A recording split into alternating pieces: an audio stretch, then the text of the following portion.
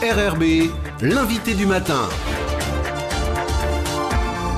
Et ce matin, nous sommes avec le vice-recteur. Bonjour Éric Roser. Bonjour. Merci d'être avec nous ce matin pour commenter les résultats provisoires des examens 2022. Les chiffres ont été rendus publics cette semaine. 82,5% d'admis au bac général avant le rattrapage, 62,5% dans le bac technologique, 63,8% dans la voie professionnelle.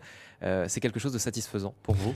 Les résultats sont satisfaisants dans la voie générale et même très satisfaisants puisque comparé à la session 2020, on va dire, qui était une session avec épreuve terminale, il marque une progression significative. Et donc, c'est sans doute lié à la nouvelle formule du baccalauréat, à la réforme qui a été faite sur ce baccalauréat général, avec d'une part une prise en compte pour 40% du contrôle continu, mais surtout, et c'est ça qu'on a plutôt observé, le fait que les élèves aient choisi des enseignements spécialités, que ce soit finalement des enseignements, des matières qui correspondent à leur centre d'intérêt, qui correspondent également à leur projet d'études supérieures, eh bien, ils s'y sont sans doute plus particulièrement investis et les notes constatées aux épreuves écrites sont satisfaisantes, moyenne de 12.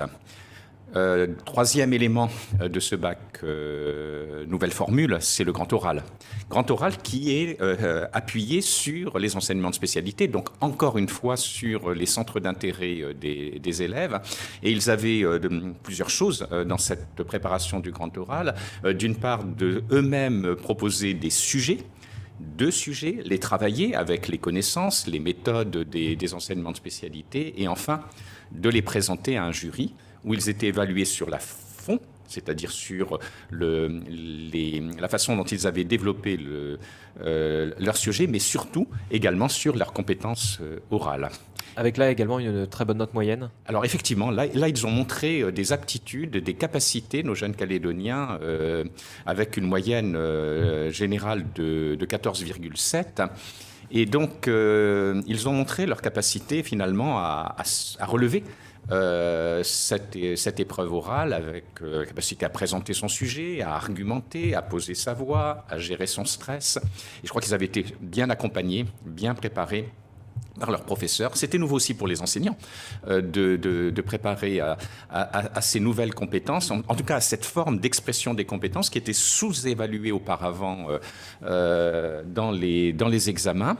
Et donc avec soit des ateliers, pour certains ateliers de théâtre, enfin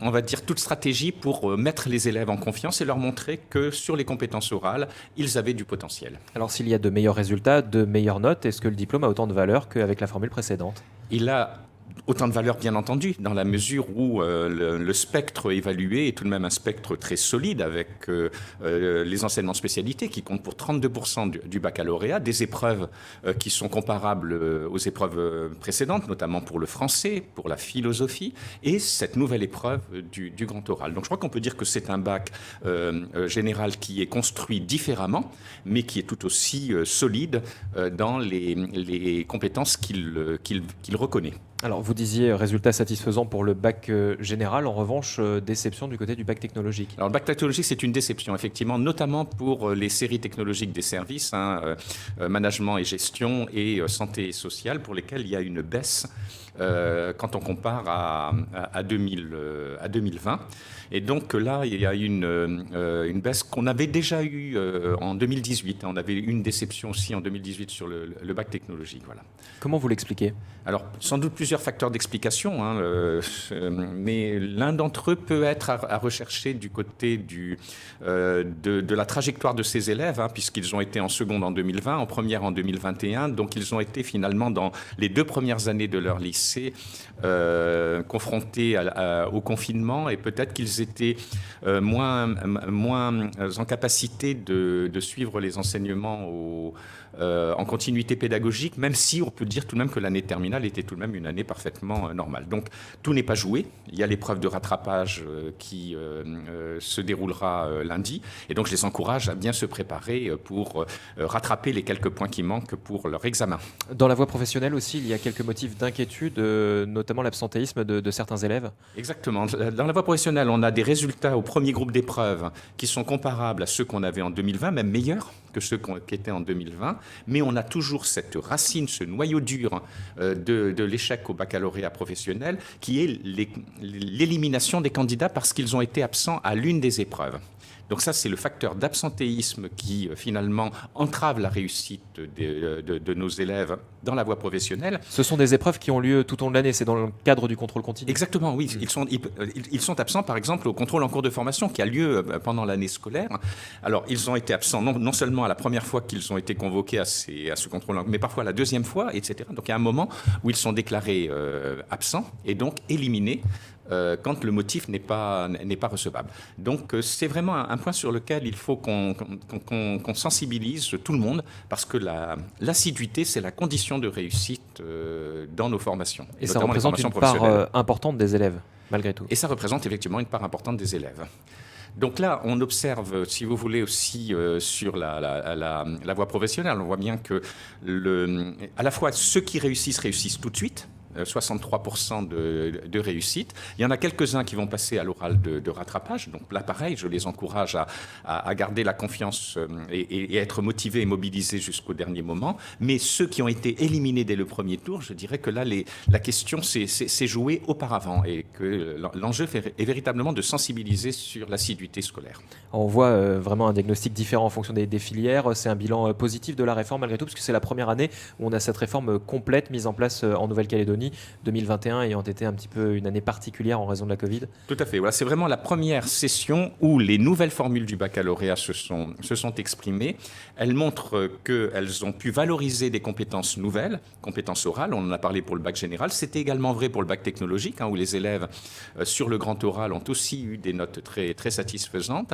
Sur la voie professionnelle, il y avait aussi un élément nouveau de cette session 2022, c'est le chef-d'œuvre, c'est-à-dire la présentation par les élèves à l'oral d'un projet qu'ils avaient développé en première et terminale et qui était finalement attaché à la fois à leur domaine d'études, mais qui était leur production, leur projet. En un mot peut-être des CAP et des BTS, parce qu'on parle beaucoup du baccalauréat, on met vraiment l'accent dessus, mais il y a aussi d'autres examens avec des résultats là aussi à commenter. Voilà, donc pour le CAP, on a une session qui s'est bien déroulée. Là aussi, on retrouve que les candidats éliminés sont en proportion trop nombreux. Pour le BTS, il y a une nouvelle formule, au sens où ils ont passé un certain nombre d'épreuves, le jury a délibéré, et maintenant, ils ont la possibilité de passer un oral de rattrapage. Et donc, le jury délibérera et les résultats seront donnés. Comment vont se passer ces épreuves de rattrapage, que ce soit pour les BTS ou pour le baccalauréat? C'est dès la semaine prochaine, il faut se mobiliser dès maintenant? Voilà, c'est ça. Donc les élèves du baccalauréat qui passent les épreuves de rattrapage doivent sélectionner, choisir 2 des épreuves écrites qu'ils vont présentées du coup à l'oral de rattrapage. Donc ces 2 épreuves écrites pour le bac général, elles sont à choisir parmi les 2 enseignements de spécialité, le français ou la philosophie. Et donc après, ils sont interrogés et la note, bien entendu, permet de valoriser et de rattraper quelques points si elle est meilleure. Quels conseils on peut leur donner? Parce que là, c'est très court finalement entre les résultats du premier groupe et puis le rattrapage. Alors, c'est très court, c'est de toujours continuer leur révision, asseoir leur dernière révision, et donc surtout y aller avec la volonté de franchir l'étape et de vouloir la réussir. Et ensuite, ça va aller très vite également pour la délibération?